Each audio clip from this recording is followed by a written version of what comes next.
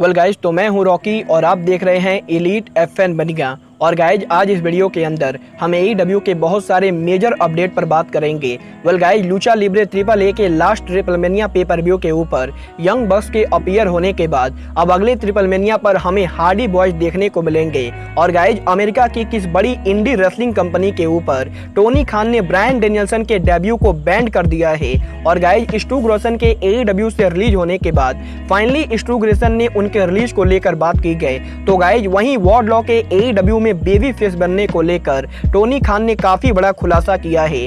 और guys, AEW और NJPW के अपकमिंग पेपर व्यू को लेकर एरिक ब्रिस्कॉफ ने एक बार फिर से टोनी खान को मॉक कर दिया है। तो गाइज, अगर आपको ये सभी अपडेट जानने गए तो गाइज वीडियो को एंड तक जरूर देखना। और गाइज, जिन लोगों ने अब तक वीडियो को लाइक नहीं किया है गाइज, प्लीज वीडियो को लाइक कर देना। बट गाइज, चलिए अब बिना किसी देरी के शुरू करते हैं इस वीडियो को। और गाइज, सबसे पहले बात करते हैं ब्रायन डेनियल्सन के इंडी डेब्यू की। वेल गाइज, अगर आप मेरे चैनल को रेगुलरली फॉलो कर रहे हैं तो गाइज आप लोग को मालूम होगा कि मैंने आपको ऑलरेडी बताया है कि ब्रायन डेनियल्सन अमेरिका की top indie wrestling company Defy wrestling पर बहुत ही जल्द डेब्यू कर सकते हैं। क्योंकि guys, last week Jon Moxley के डेफी रेसलिंग पर रेसल करने के बाद मॉक्सली ने इस चीज को टीच किया था कि ब्रायन डेनियल्सन डेफी रेसलिंग पर डेब्यू करेंगे। बट गाइज, यहीं अब डेफी रेसलिंग पर ब्रायन के डेब्यू को लेकर एईडब्ल्यू प्रेसिडेंट टोनी खान ने बड़ा कदम उठा दिया है। क्योंकि गाइज, अगर आपको नहीं पता है तो गाइज मैं आपको बता दूं, डेफी रेसलिंग ओरिजिनली सिएटल की रेसलिंग प्रमोशन है। और गाइज, क्योंकि डेफी रेसलिंग सिएटल की रेसलिंग प्रमोशन है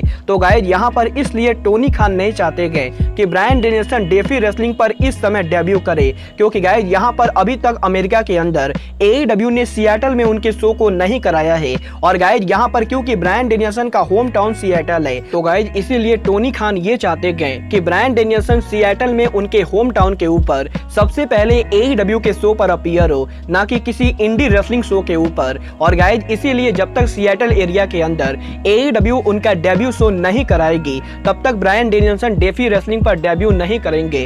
वेल गाइज, मैं टोनी खान के इस बात से पूरी तरह से एग्री करता हूं। और गाइज, मुझे भी लगता है कि ब्रायन डेनियल्सन की पहली प्रायोरिटी एईडब्ल्यू होनी चाहिए, ना कि कोई इंडी रेसलिंग कंपनी। बट गाइज, चलिए फिलहाल आगे बढ़ते हैं और बात करते हैं एईडब्ल्यू के former superstar Dark Order member Stu Grayson की। अब अगर बात करें यहाँ पर स्टू ग्रेसन की तो गाइज, स्टू ग्रेसन के एईडब्ल्यू से रिलीज होने के बाद फाइनली स्टू ग्रेसन ने एईडब्ल्यू से उनके डिपार्चर को लेकर बात की गई। जहां पर सोशल मीडिया पर स्टू ग्रेसन के ट्वीट के अंदर स्टू ग्रेसन ने यह कंफर्म किया है कि 30 अप्रैल को स्टू ग्रेसन का एईडब्ल्यू कॉन्ट्रैक्ट एक्सपायर हो गया था। और गाइज, यहाँ पर स्टू ग्रेसन के एईडब्ल्यू से डिपार्चर के बाद एईडब्ल्यू और स्टू ग्रेसन के बीच में किसी भी तरह का कोई भी हिट नहीं गए। और guys, Stu Grayson Tony Khan से बहुत ही ज्यादा थैंकफुल है कि टोनी खान ने स्टू ग्रेसन को डार्क ऑर्डर का मेंबर बनाया। और गाइज, स्टू ग्रेसन एईडब्ल्यू और डार्क ऑर्डर को बहुत ही ज्यादा पसंद करते गए। और गाइज, स्टू ग्रेसन ये होप करते गए कि एईडब्ल्यू आगे चलकर और भी ज्यादा सक्सेसफुल बनेगी। और गाइज, यहाँ पर स्टू ग्रेसन के इस ट्वीट के बाद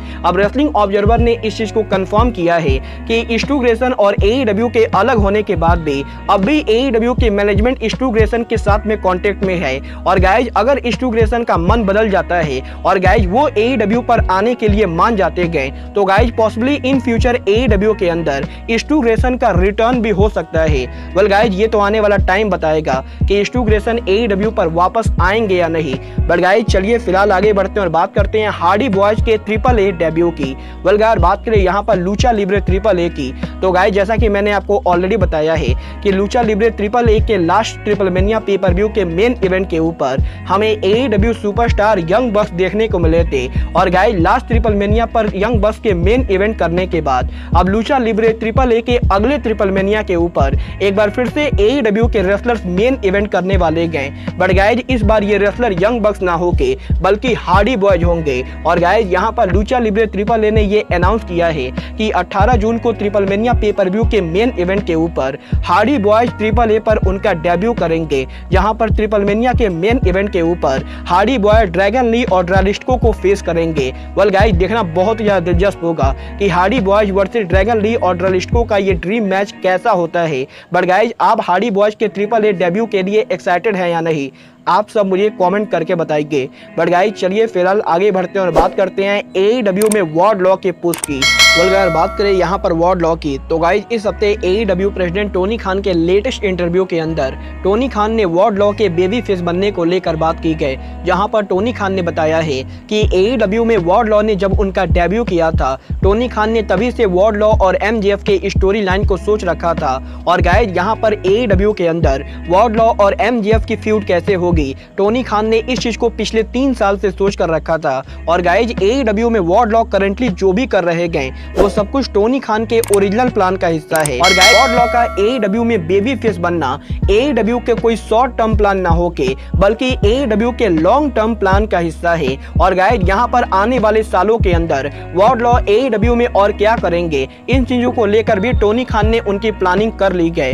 वेल गाइस ये तो आने वाला टाइम बताएगा कि टोनी खान और वार्डलॉ AEW में क्या करते गए और गाइस वार्डलॉ AEW के टॉप सुपरस्टार बन पाते हैं या नहीं। बट गाइस चलिए अब आगे बढ़ते हैं और बात करते हैं रेसलिंग लेजेंड एरिक ब्रिस्कॉफ की। अब अगर बात करें यहाँ पर एरिक ब्रिस्कॉफ की, तो गाइस एक बार फिर से एरिक ब्रिस्कॉफ के इंटरव्यू के अंदर एरिक ब्रिस्कॉफ ने AEW और टोनी खान को मॉक कर दिया है। जहां पर इस बार एरिक ब्रिस्कॉफ के इस इंटरव्यू के अंदर एरिक ब्रिस्कॉफ ने फॉरबिडन डोर पेपर-व्यू के बुकिंग को मॉक किया है, क्योंकि गाइस यहाँ पर एरिक ब्रिस्कॉफ को लगता है कि NJPW और AEW के इस पेपर-व्यू से AEW कंपनी को कोई भी फायदा नहीं होने वाला है।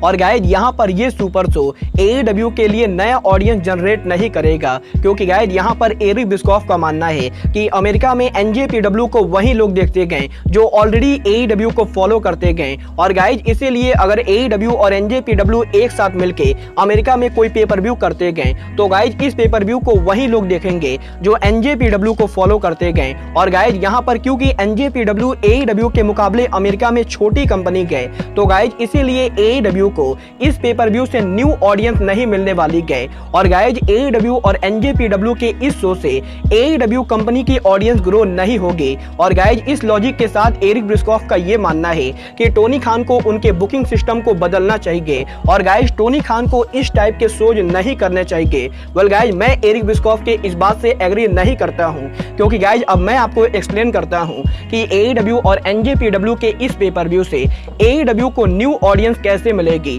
वेल गाइस अगर आपको नहीं पता है तो गाइस मैं आपको बता दूं, AEW का शो अभी जापान में टेलीविजन पर ब्रॉडकास्ट नहीं होता है।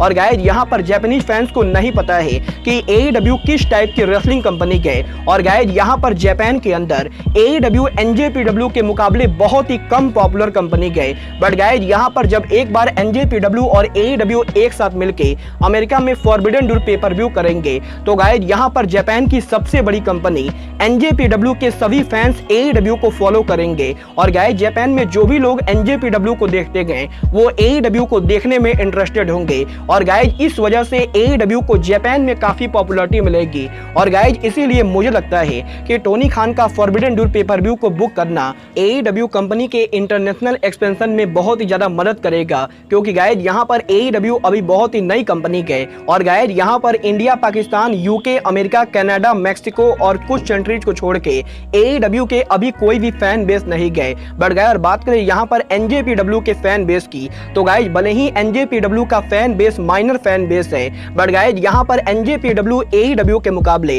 बाकी बहुत सारे कंपनीज में ऑलरेडी टीवी पर देता है। और गाइस इसलिए NJPW और AEW के इस शो के वजह से AEW कंपनी को काफी ज्यादा फायदा होगा। वेल गाइस आप सभी मुझसे एग्री करते गए या फिर एरिक ब्रिस्कॉफ से, आप सब मुझे कमेंट करके बताइए। बट गाइस अब आज के इस वीडियो में बस इतना ही। मैं मिलता हूं आपसे अपने अगले वीडियो में। बट गाइस तब तक के लिए just like Kenny Omega says, good bye, good night and bang.